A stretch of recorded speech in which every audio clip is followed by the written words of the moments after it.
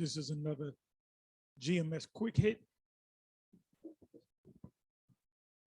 NATO.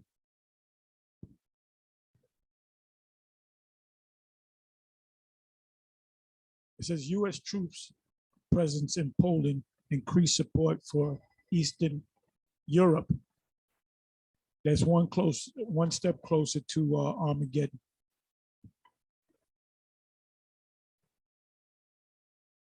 The key word is permanent, right? At NATO summit, Biden announces permanent U.S. troop presence in Poland, increased support for Eastern Europe. It's breaking news.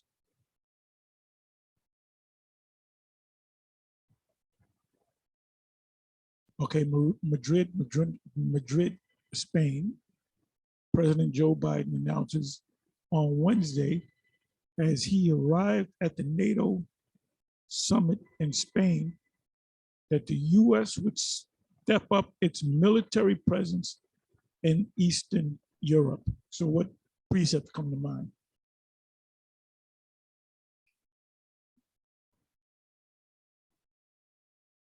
Joel chapter 9, Joel chapter 2, verse 9. Matter of fact, you can read the whole, the whole third chapter, Joel 2, because Poland is not too far from the Levant. Let me do this.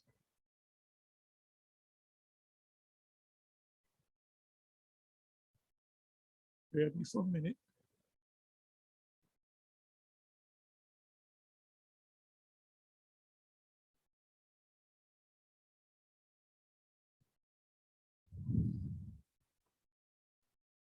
Let me put in Mideast.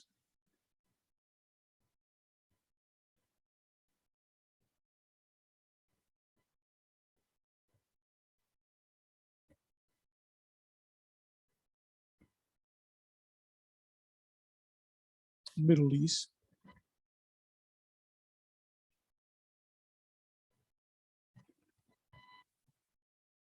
Put in images.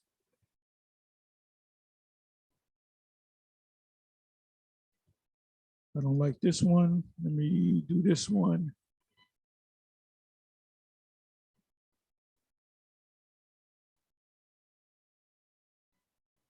Bear with me for a minute.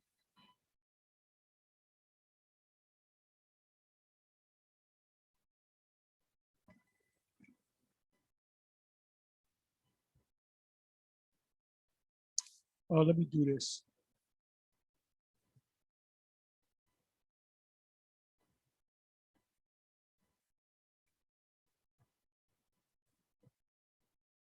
Map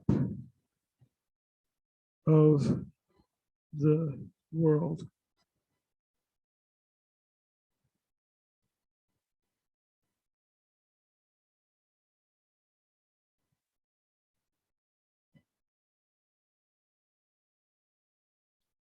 World map. Okay, I think this is much better. This is, can't make it any bigger. This is the expanse of Russia.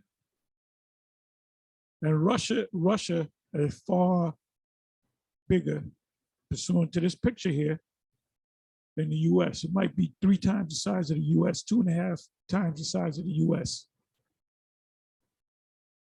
You got Canada, member NATO, US, member NATO. Then you got the rest of the NATO nations right here. You got the Ukraine, it's small, somewhere around here. You got England, Spain, and the president is right around here. So he's not too far from Russia and the Ukraine. So it said, breaking news, permanent troops, US troops in Poland, which is right at the border of Ukraine. Now, how close is that to the Valley of Jehoshaphat, to the Middle East.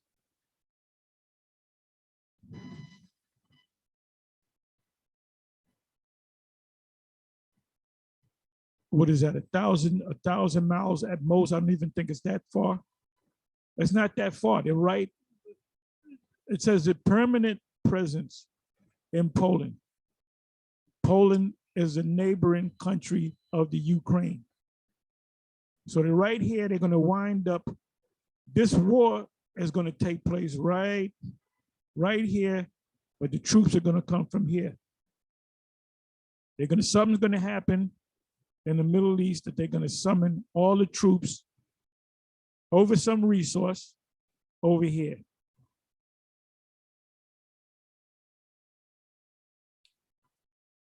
Now, there's a bunch of precepts that come to mind. Joel 2 is one of them. I will remove the northern army to a barren desert. That's right here, Saudi Arabia. So this is prophecy coming to pass. This is Joel 3 verse 9. Coming to pass. They're that close to the valley of Jehoshaphat. And it mentions Gog and Magog in Ezekiel 37. We know that. Revelation, and it's also mentioned really the only two times prophetically is mentioned in the scriptures. Gog and Magog is in Ezekiel 37 and Revelation, Revelation 20 verse 7.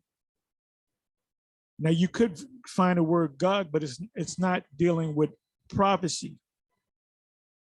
Ezekiel 37 is getting, Ezekiel 38, is getting ready to come to pass. And by the way, Iran and Argentina, they put in applications to join the BRICS nations. So therefore, if they become a part of the BRICS nations, let me do this. We don't need this anymore. But that's where the US is, right around here. Right on the doorstep of Russia. You got China over here. You got India. What does Ezekiel 38 say? What does what does Revelation 20 say? 20 verse 7. It mentions Gog and Magog. So we're close. Let me do this. Let me go to Google.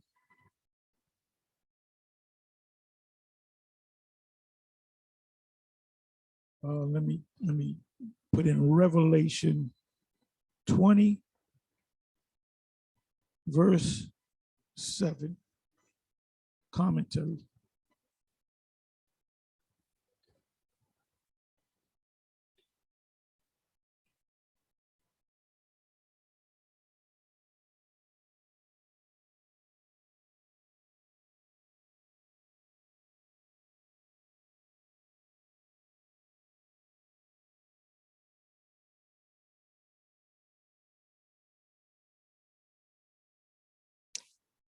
I'll read this and I'll jump around like the house of pain. It says Revelation 20, verse 7 and 10. After the completion of the 1,000 years, Satan is let loose. That's talking about, Columbus, King Ferdinand, Queen Isabella, Torquemada, the Inquisition. The power of Esau came out of Spain, not Rome. Then, and Columbus, Cristobal Colon is a crypto Jew, small hat, that had to convert to, Christianity, RCC, whatever you want to call it.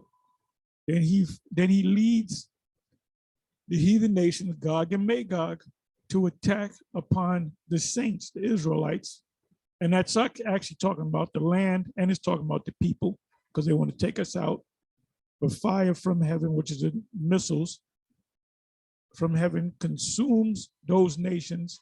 And Satan meaning the physical counterpart of the spiritual demon, Satan, is cast eternally into the lake of fire. And they say the lake of fire is hell, but how can you cast hell into hell? Okay, so let's look at this.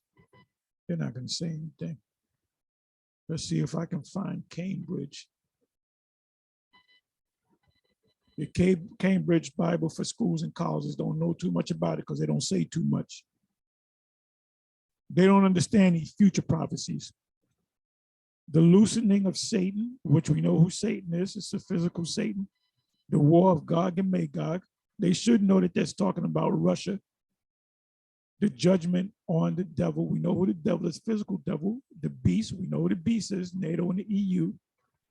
The military part is NATO. The economical part, the political part is the EU. And the false prophet, we know what that is. Satan shall be loose for a little season, and that was about 500 years. He's at the end of that little season of ruling. As we heard in Revelation 20, verse 3, the words are different from the short time, Revelation 12:12. And we have no reason to understand that they refer to the same period. Still, the two passages to a certain extent illustrate one another. In other words, they don't have the answer. They're kind of repeating what they read in Revelation 20. They're not giving you an interpretation.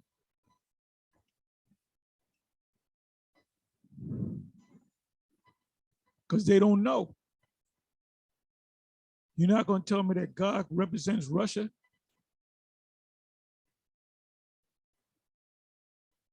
Let me try this.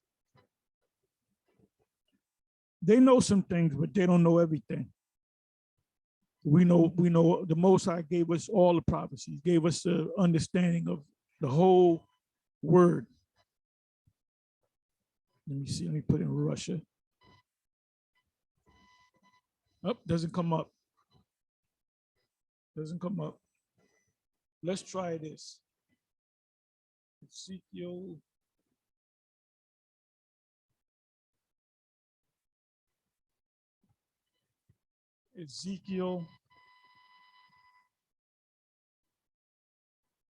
38.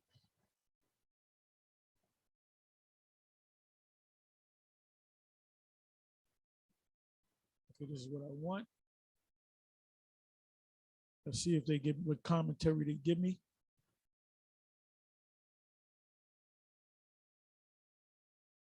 Let me do this here. Let me do a word search, word find.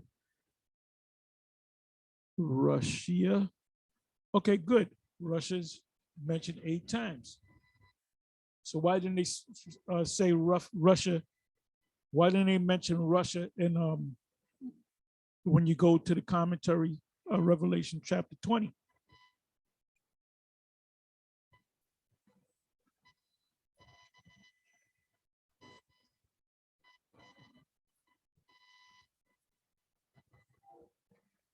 Okay, it says Gog of the land of Magog, the chief prince of Meshach and Tubal, rather the prince of Rush. It was called Rush before it was called Russia. Meshach and Tubal.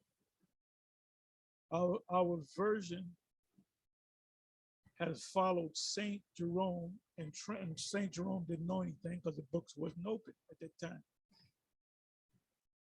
In translating Rush chief, which is right, which is the Hebrew word head, Ra'ash.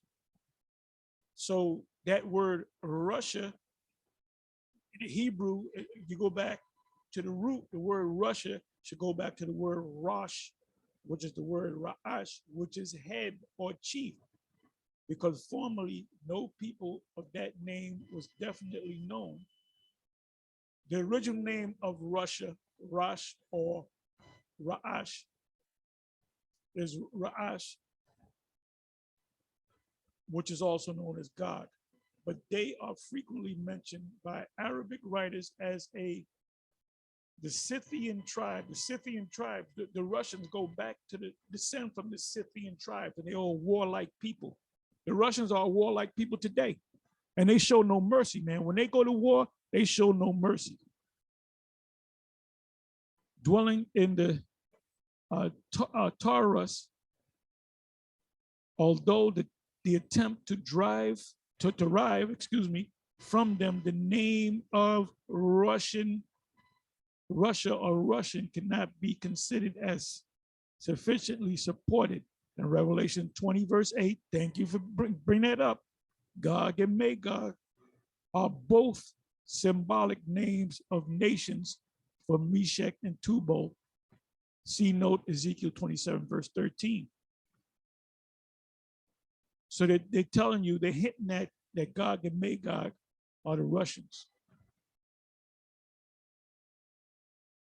Let's come down here. Benson commentary, Ezekiel 38, 2, verse 3. It says, Magog, the son of Japhet, Yapat, and whose neighbors were the people of Rosh. Now they're saying that Rosh goes back to the Hebrew Ra'ash, which means head or chief. Chief is a head, captain, head, ruler, Meshach, and Tubal. That is the Russians.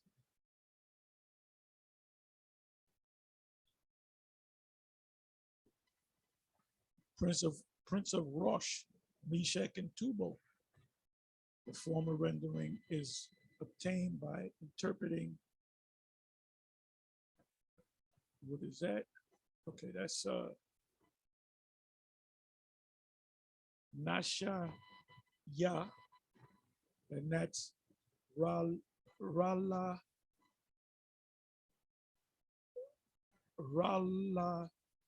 Ash.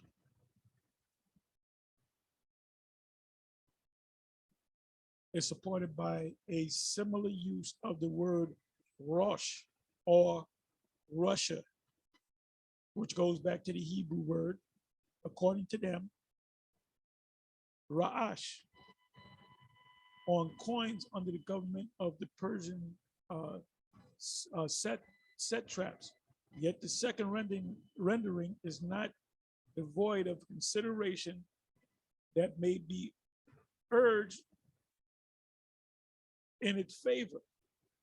Besides being grammatically possible, it yields a source which is not improbable. Byzantine and Arabian writers, which are Jake of the 10th century AD, which is the 900s, were acquainted with a people called, I can't even read that, I-O-I, who were Scythian mountaineers. The Scythians are the ancient Russians. Those were warlike people. They love war. They love to fight. The Russians love to fight. They're dominating the MMA world. What two nations are dominating the MMA world? Jake and those Russians, those people from Kazakhstan and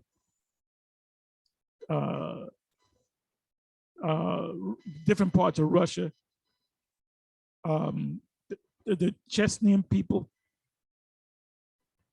which their religion is Islamic, dwelling north of the Taurus. It said that in another part. It says on the shores of the Black Sea, on the banks of the Volga. The Black Sea, you have the Black Sea and the Caspian Sea, and east of that is Russia. The Quran speaks of a land of Rosh, or Ra'ash, the head, Russia, not far from the Araxes. Whether either of these can be connected with present-day Russia.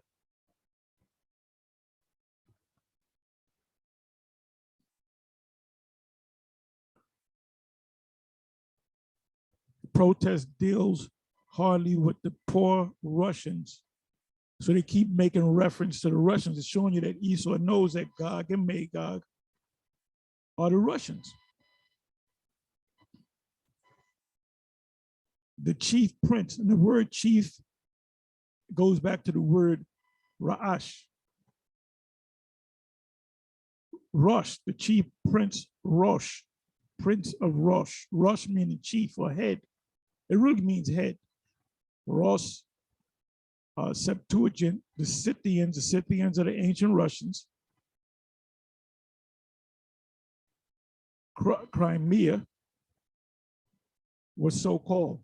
The Arxes also was called Rosh, the modern Russians may have hence assumed their name as Moscow and Tobolsk. Oh, well, so they say Moscow and Tobolsk is Meshach and Tubal. Lost in, pronunciation. From Meshach and Tubal. So Meshach and Tubal are also is connected with Gog and Magog, pursuant to Ezekiel 38. We're living in a land, the time of the prophecies coming to pass. Even Alex Jones said that. It says, though their proper ancient names was Slavi, and Wens, Hengstenberg supports English version as Rosh is not found in the Bible. Magog was Gog's original kingdom. Well, it says the chief prince. The chief prince means Ra'ash, the head. The head Shah. Though he acquired also Meshach and Tubal so as to be called their chief prince. Remember, chief means Rosh. Let's see what it says in the Hebrew. Let's go to the Hebrew. So Esau knows. Let's go to Ezekiel 38. We can be out of here inside of a year, maybe possibly a year and a half. Things are moving quick. You got the U.S. just made. I opened it up with Biden. Let me bring it back. Where the hell is it? There it is. At NATO summit, Biden announces permanent keyword U.S. troop presence in Poland. Where is Poland in relation to the world map? It's touching it's touching the landmass of the Ukraine. And why are they there? We know why they're there. To fulfill prophecy. Now I said I was going to go to Ezekiel 38, right? Ezekiel 38. Okay, let me look up the word chief. Set a face against Gog, the land of Magog, the chief. Oh, there we go. There we go. I never looked it up. The word there is Ra'ash. Ra'ash, where you get the word Rosh, where you get the word Russia. Russia goes back to the word Russia goes back to the Hebrew. The etymology of the word is Ra'ash, which means chief. Russia is the chief prince of Meshach and Tubal. And Tubal's name go back to one of the sons of Cain. And what does it mean? It means head, top, summit, upper part, chief, the chief prince of Meshach and Tubal. So now let me end it on this.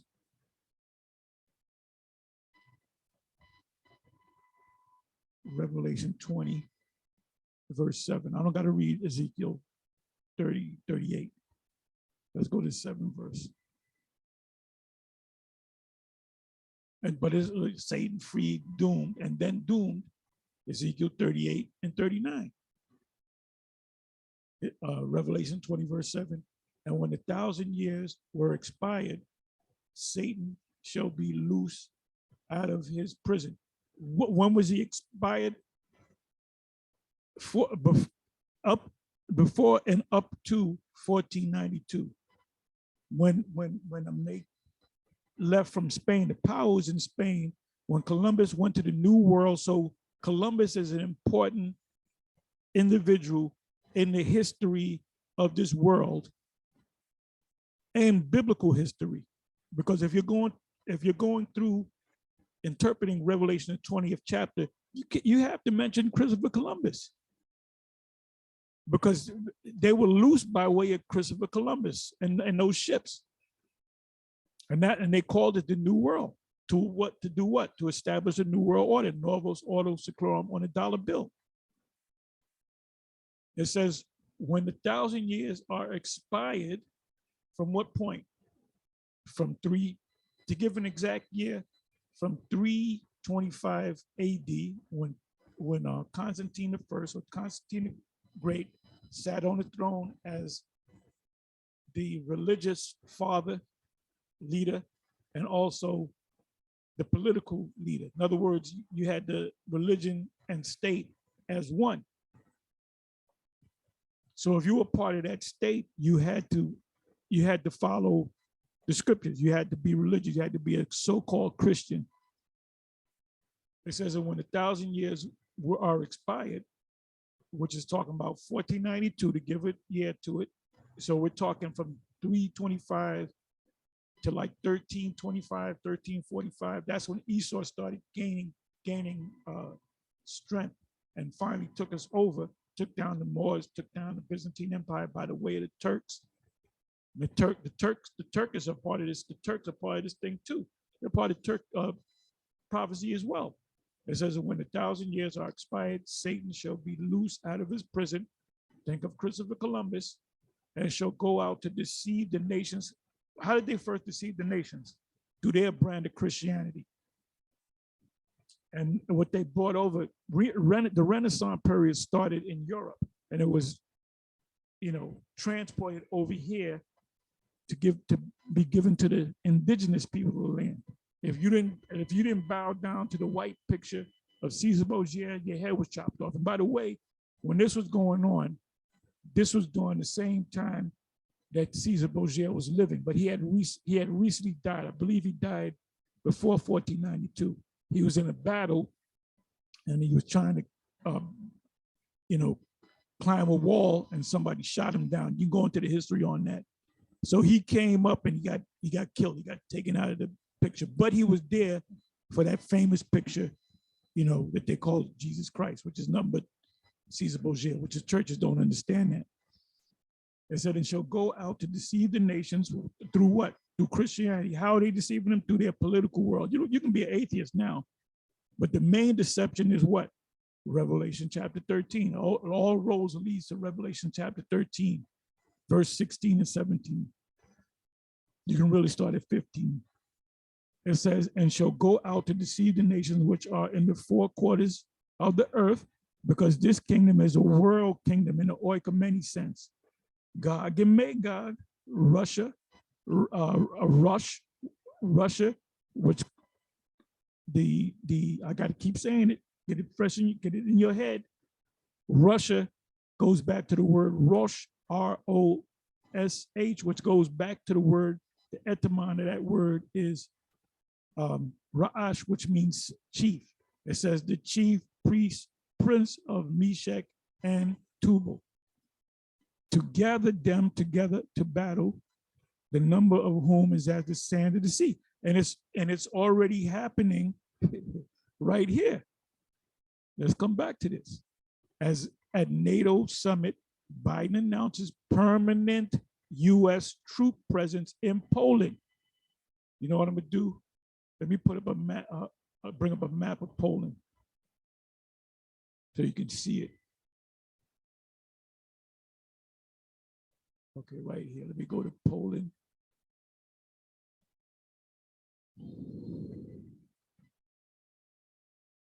Map of Poland.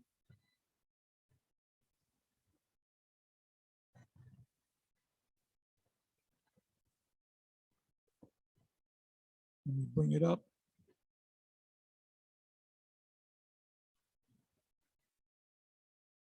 Okay, that's Poland. That's Russia. That's part of Russia. That's Lithuania. That's Belarus. Belarus is part of the continent of the Ukraine, and the Belarus are on the side of the Russians. You got people from in the Ukraine that are pro-Russian.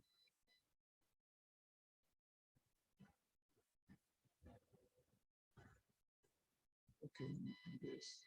Let me open this up, see what happens here. Okay, where's Poland? Okay, let me do this here.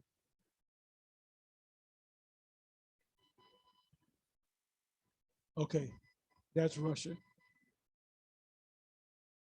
which means chief in the Hebrew. This right here is Belarus, which are pro-Russian. This is the Ukraine. And what's touching the border of Poland? Belarus, pro-Russian, Ukraine. The troops are over here.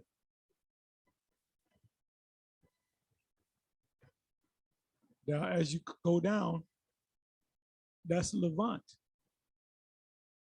So the U.S. troops are going to eventually they're going to head south. So they're already on the other side of the northern army is already on the other side of the world. It's a matter of them going down into the Great Levant. Let me do this and I'm gonna close it. I wanted to make this short. It wound up being long. This is Spirit leading me. Anyway, where was I gonna go? Oh, Joel 3. The whole chapter is number power, but it's really the action starts in the 9th verse, where the other nations get involved.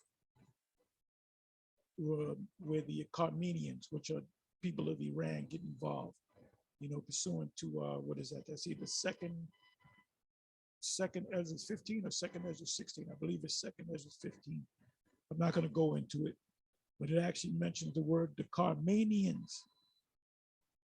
The Carmanians. When you look up the word Carmanians, it's going to lead you to the people of the Persian people, the people of Iran. And it says that Russia's going to, Gog and Magog is going to be a guard unto them. If I get a chance, I may go into this, the fact that Iran and Argentina want to now join the BRICS nations. Okay, Joel 2. Let's go to Joel 2.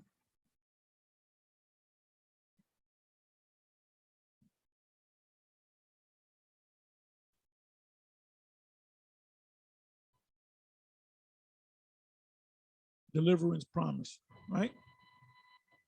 Joel 2 verse 18. Then will Yahweh be jealous for his land and his people and pity his people. You punish your child. You say go in the room and they crying and all that. Then they don't say nothing. Then you feel sorry for them. You say you be in there for 2 hours. Then about an hour go by and you pity him. And then you say, come on now, don't do it again. So that's the Most High being a father to us, the children of Israel. They said, then will Yahweh be jealous for his land, because he's tired of these small hats in the land. He's tired of there's a hot mess going on in over there in Israel. You can do anything you want. You can commit any sin that you want. There's people getting sex change operations. There's adultery going on. There's Moism going on. They have a major gay parade. They got a city called Pink City, which is Tel Aviv. Them are not the people of the Most High. And you should be ashamed of yourself, Vocab Malone. You should be ashamed of your motherfucking self, because you know goddamn well that them people over there in Israel, it didn't fulfill any prophecy of the Israelites coming back. Because that's what he believes. He believes that those small hats are the people. They don't look like the people. They don't act like the people. Ain't no flavor coming out. What flavor is coming out of there, man? When I say flavor, what rhythm, what, finesse? If these were the people, and they deal with things on the world stage, if there's a famous musician, ain't no rappers. The only great rappers out there in Israel are Jake that moved to Israel, man. There's a couple of them out there. Them small hats can't rap. If those were the people that would dominate the NBA, they would dominate boxing, they would dominate everything, man. All the music will come out of that land. All modern music come from the United States, from Jake. So, because we have the flavor, the salt of the earth. I don't care how good you cook a steak. If you don't put no salt on that steak, it's gonna taste like crap. It says, then will Yahweh be jealous for his land, because he wants his people to come back. He wants to restore Israel, but he's subject unto his own prophecy. Romans chapter 9. I believe that's around about the 20 some odd verse. I endure with much suffering the children of wrath fitted for destruction, meaning he put the prophecies forth. He set up the prophecies, so he can't do anything. Look, the Lord cannot tell Yahushua to come back and get your people, because there's a major prophecy that has to be fulfilled before the Most High can say, okay, go and get my people. That's the charagma. And the number one camp that teaches that, then it shall be known who am I chosen are the men of GMS. Because the other camps are going to look stupid when they got them charagma stations set up. Watch what's going to happen. A lot of these dudes are going to bug the hell out. Then will Yahweh be jealous for his land and pity his people. Who are his people? The Israelites. Yeah, Yahweh will answer and say unto his people, the Israelites, not the body of the multinational church like Vocab Malone talks about. Behold, it's talking about national Israel. I will send you corn and wine and oil, and ye shall be satisfied therein, ultimately in the kingdom, and I will no more make you a reproach among the heathen. Are you listening to this, Lahab? You say, well, we're going to have the kingdom, and after 1,000 years, Esau's going to regroup and he's going to take us over again. First of all, you motherfucker, it tells you that in Revelation, the 21st chapter, that the Lord himself is going to be among us. So they're going to jump to Most High too? See? So he's not one of the chosen, man. Talking about Esau going to come make it if they believe. Give me a break. They're like Canelo says, get the fuck out of here, man. I will send you corn and wine, real corn, not GMO corn, and real wine and oil. Where do you get the corn, the wine, and the oil from? You get it from the land. So you're going to put us back in the land. The kingdom of heaven is going to be on the earth, because we are the kingdom of heaven. That's what Luke 17, if I'm not mistaken. And ye shall be satisfied, because we're going to be in the kingdom, therewith, and I will no more make you a reproach among the heathen. So ain't no Edomites going to regroup 1,000 years into the kingdom. You need to go back and study it again, Allah. But this is what I want. But I will remove far off from you the northern army, and will drive him into a land barren and desolate. Let me do this.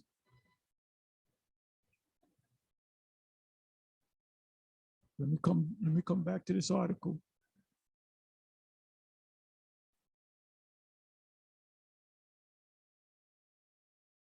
At NATO Summit, which is going on right now. I'm gonna watch it after I finish this video. Biden announces permanent. They're not gonna leave. U.S. troop presence in Poland, increased support for Eastern Europe, meaning the Ukraine, because they're losing big time. So eventually, but it's going to happen in the Most High's time. He's going to make it happen through by way of the angels. You're going to use the angels. Now, where's the? Let me see. Is this a world map? That's a map of Poland. I had a world map.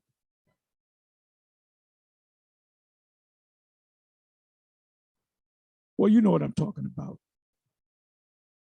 That's Poland. So they're going to have troops in Poland.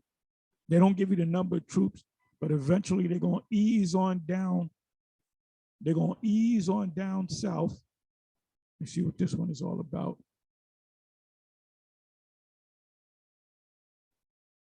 Okay. It's hard to see this.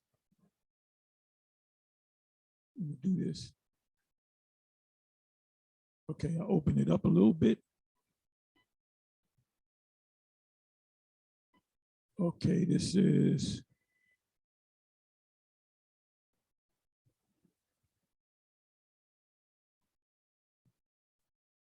Okay, that's the Ukraine, that's Poland. The troops are going to be here. And eventually they're going to ease on down past Italy, past all these countries, the Middle East.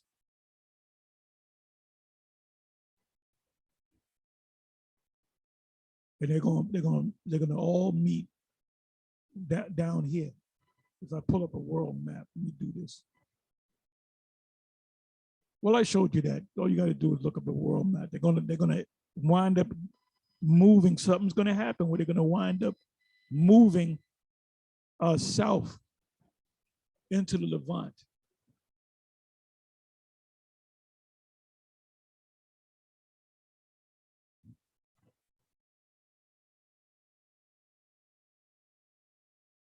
So it says, 20th verse again, but I will remove far off from you the Northern Army. The Northern Army is the U.S. military, the branches of the U.S.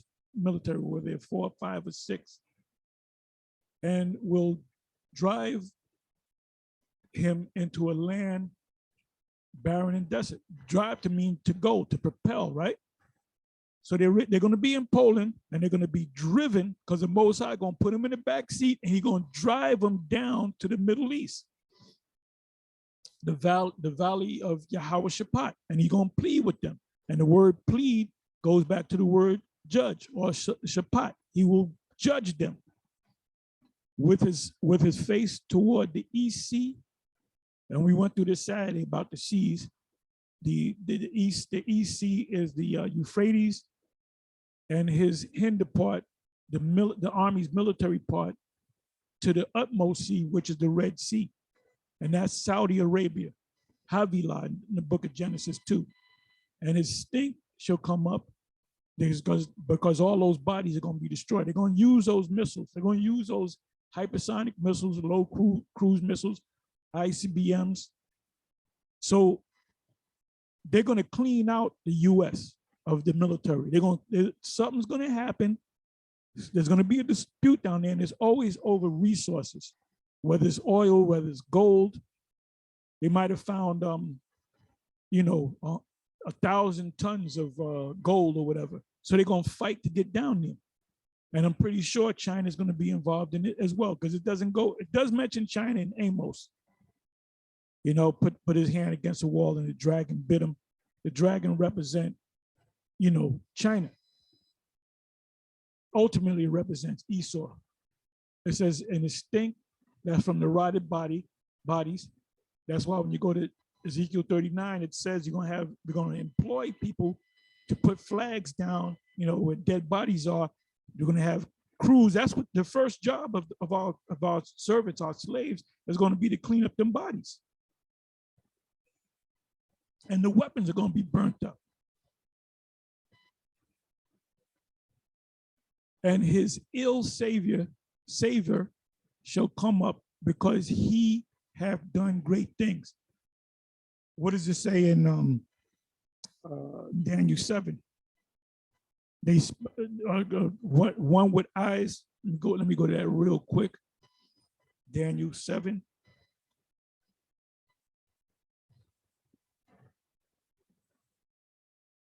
See, once you truly understand these scriptures, you know that all these prophecies is the same prophecy given to different prophets in different ways. The Most High gave them a different movie to watch. So they see that movie and they write it down.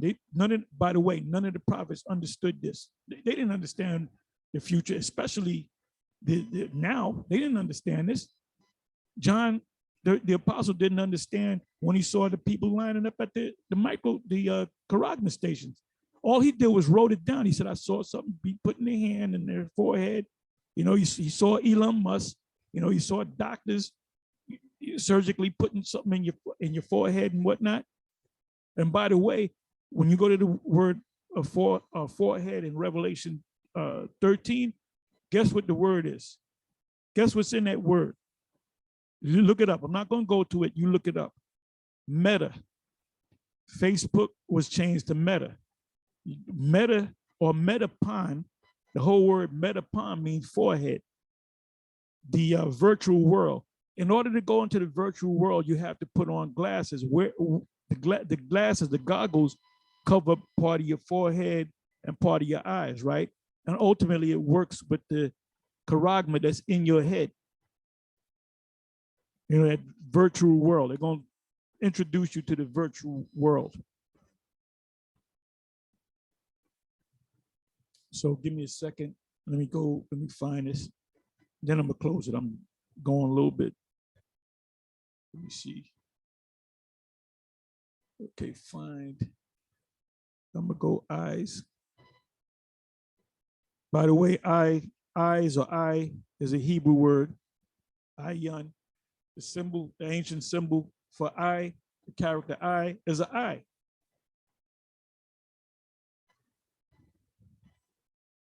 Okay, this is what I want. I considered the horns, and behold, there came up among them another little horn. Now, these Christian scholars will say that that's talking about probably talking about Antiochus Epiphanes. No, it's not. The little horn in Daniel 8 is talking about Antiochus. Right here is talking about America. America started small. Remember, America started with the 13 colonies, which is on the East Coast. There was a saying, "Go west, young men." They had to go to the west, and they had to fight Gad. And most of the time, they were getting jacked up. There's a list of wars of the U.S. You go into them wars when they were fighting Gad. Most of them wars, they were getting slaughtered, but they don't put that in history. But if you go to Google and you put it in there, if it's still in there, you put a list of a history of U.S. wars. They'll get World War II, World War I, Revolutionary War, Spanish-American War, but then they'll give you those wars, like I said, against Gad and Reuben. And they'll tell you, they said they lost that war. The war against the Seminoles in Battle Creek or whatever. And then they'll say, verdict, U.S. lost that war. So they lost, look, the battle at Little Bighorn, they say, okay, let's focus on that one. But there was a whole list of wars that Esau got their asses handed to him, you know? But they don't want to say that because little kids are going to read that and think we ain't all that superior, man. And Gad didn't even have guns. What Gad did, they used bows, arrows, because they were the mighty men of war. You had three tribes. You had Gad, Reuben, and Manasseh. Now Manasseh, they dominate in boxing. U.S. You got Jake go to the Olympics. If they got to meet the Cubans, they're gonna get beat. They're gonna get beat. Okay. And then you got the Russians, which are the Scythians, which they're warlike anyway. They love to fight. They love it. They get off on fighting. Not like the Americans. They fight because they have to fight. It says, I considered the horns, and behold, there came up among them another little horn. It started small. Ultimately you had the British, the the Revolutionary War, which was a stage war, because the British could have wiped them out. British could have wiped them out. It was set up. It was behind. Look up Haim Solomon. He was behind it. They were pulling the strings in London. They wanted to set up this place. It's like WWE wrestling. So it started at a small number of colonies, which were the 13 original colonies, and then they had to go out west, go further south, and then mainly go out west. They were fighting against Gad. It said, before whom were 3 of the first horns plucked up. And you notice it says 3 of the first horns. The horns that were here before the little horn was France. France, Spain, the Spaniards, and Great Britain or England. That's why they had those 3 wars. It says horns plucked up by the roots, meaning what? When they got rid of the French couldn't come back into power no more. It was declared the U.S., the contiguous U.S. And behold, in his horn were eyes like the eyes of man, and a mouth speaking great things. What things were they speaking? We're going to go to the moon. We're going to do this. The first flying machine, the plane, came out of America. There was a reason. The first that went up into outer space was America, but they had the space race with the Russians. But I believe it was the U.S. that went up to the moon. We don't know if they went up to the moon. I don't believe they did. You know, but that's a whole nother story. But they did have satellites in there. That's Isaiah 14. So you know, when you get into a prophetic mindset, all these precepts come in your mind. All these precepts come in your mind. And you know me, I love to get into the prophetic part of things, because that's what's playing out right now in the Bible. Not whether King David had fringes on his boots. So anyway, let me come back.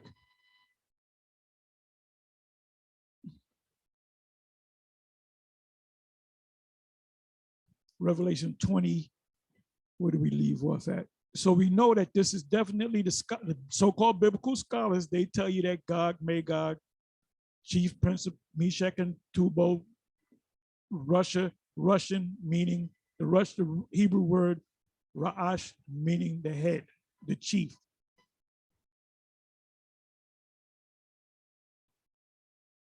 It's a Gog and Magog to gather them to battle. That's in the Levant, the number of whom is as the sand of the sea. And they went up on the breadth of the earth and compassed the camp of the saints. The camp of the saints are who?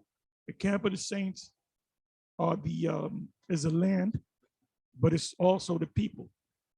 Because they wanted to, I was looking at videos on the Georgia Guidestones. Now you remember a couple of years ago, they spray painted and they tried to deface it. Do you know that they cleaned that whole thing up? Somebody went over there, a crew went over there and cleaned all that stuff up because they wanted to preserve it. The Georgia Guidestones. And their plan is to what? Maintain humanity of no more than 500 million. There's about 8 billion people on the earth. So their plan is to kill off, their ultimate plan is to kill off 7.5 billion people. And part of that is through, vaccinations. Even Bill Gates said that. He was speaking to an audience and he said, we have to get these numbers down. And there was a P up there, and the P represent people. And he pointed to the P. He said, if through vaccinations and Planned Parenthood and so forth, we can get that number down dramatically. And then the people in the audience laughed because they were insiders. Now you can't find that on YouTube. It used to be on YouTube. If you put that up, they're gonna take it down. You can find it on Odyssey, but it's up there maybe once or twice. It says, and they went up on the breadth of the earth and compassed the camp of the saints about, and the beloved city, which beloved city in Isaiah 52 is Israel, the people of Israel, but it's also talking about our land. Remember, the Lord said he pitied his people and was jealous for his land, right? It says city and fire came down from the Most High out of heaven and devoured them. By way of what? By way of the missiles. And the devil, we know who the devil is. The devil we all know that deceived them. The ultimate, the first deception was Christianity, right? Plantation, Renaissance Christianity, right? The slaves was given what I call plantation Christianity, was nothing but Renaissance Christianity. Everything is white in heaven, so-called white. It says, and the devil that deceived them, the ultimate deception is what? The charagma. Them was cast into the lake of fire and brimstone, and that represents, we know what that's talking about, bird's eye view schematic of Babylon on fire, because it's going to look like a lake on fire, where the beast and the false prophet are and shall be. So in the kingdom, you ain't going to see vocab running around nowhere, okay, with his big head. You ain't going to see him running around rolling up on Israelites. He going to be in the field working. He better hope like hell he's an Israelite. You better hope like hell he's an Israelite. Now in the kingdom, pursuant to Daniel 12, you're going to have your head down, then we're going to pat you on the back and say, oh, don't worry about it. Don't worry about it. You're all right. You're all right. Put your head up, son. You better hope like hell that you're an Israelite. Because if you a small hat, if you are Idumean, you're going to be famous in the kingdom. We might rent your ass out. If I get you, I might rent you out. You know, I'll become richer than I already am, meaning in the kingdom. Gonna rent vocab out. You gotta have fun with this. But he's watching. Where the beast and the false prophet are, and vocab represents the false prophet, and shall be tormented day and night forever and ever. Now that's talking about the kingdom. Their torment is they're going to be feeling a fiery foot up their ass. Anyway, with that, I'm going to say shalom.